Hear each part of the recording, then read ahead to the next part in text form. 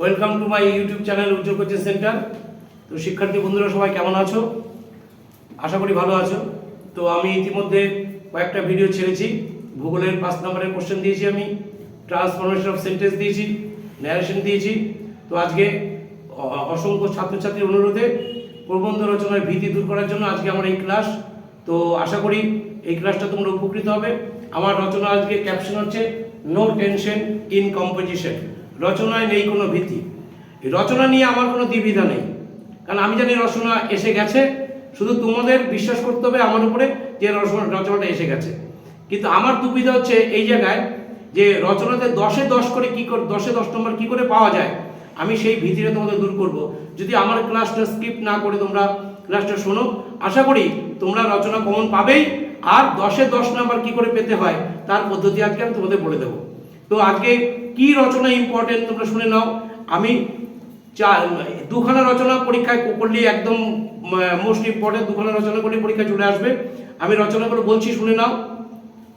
1 নম্বর position রচনা আছে বিজ্ঞান ও কুসংস্কার, 2 নম্বরে বিজ্ঞান আশীর্বাদ না অভিশাপ, 3 নম্বরে বাংলার উৎসব, 4 নম্বরে খেলাধুলা ও ছাত্র সমাজ, 5 নম্বরে শিক্ষা বিস্তারে গণমাধ্যম, আর 6 নম্বরে হচ্ছে পরিবেশ দূষণতার প্রতিকার।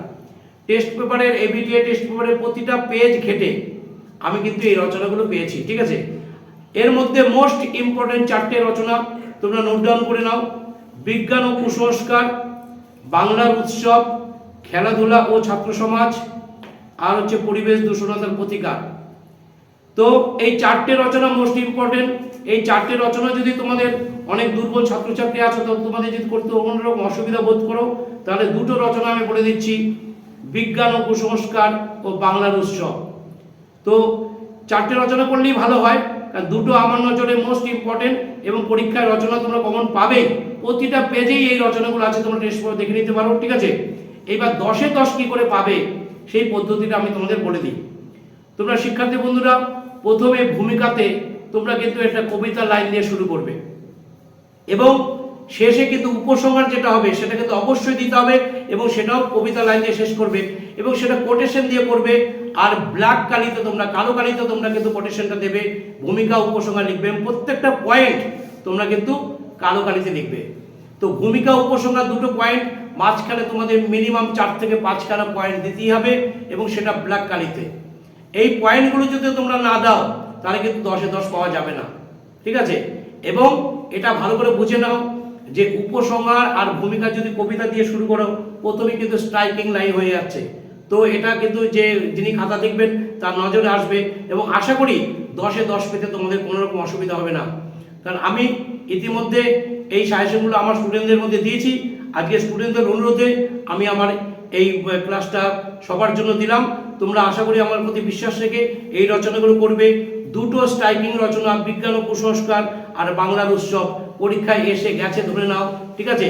কিন্তু তোমাদের সুবিধার্থে কোনো রকম রিস্ক না নিয়ে আমি 4টে রচনা বলছি, আরেকবার রিপিট করছি, শুনে নাও। বিজ্ঞান ও কুসংস্কার, 2 নম্বর হচ্ছে বিজ্ঞান আশীর্বাদ না অভিশাপ, 3 নম্বর হচ্ছে বাংলার উৎসব, 4 নম্বরে খেলাধুলা ও ছাত্র সমাজ।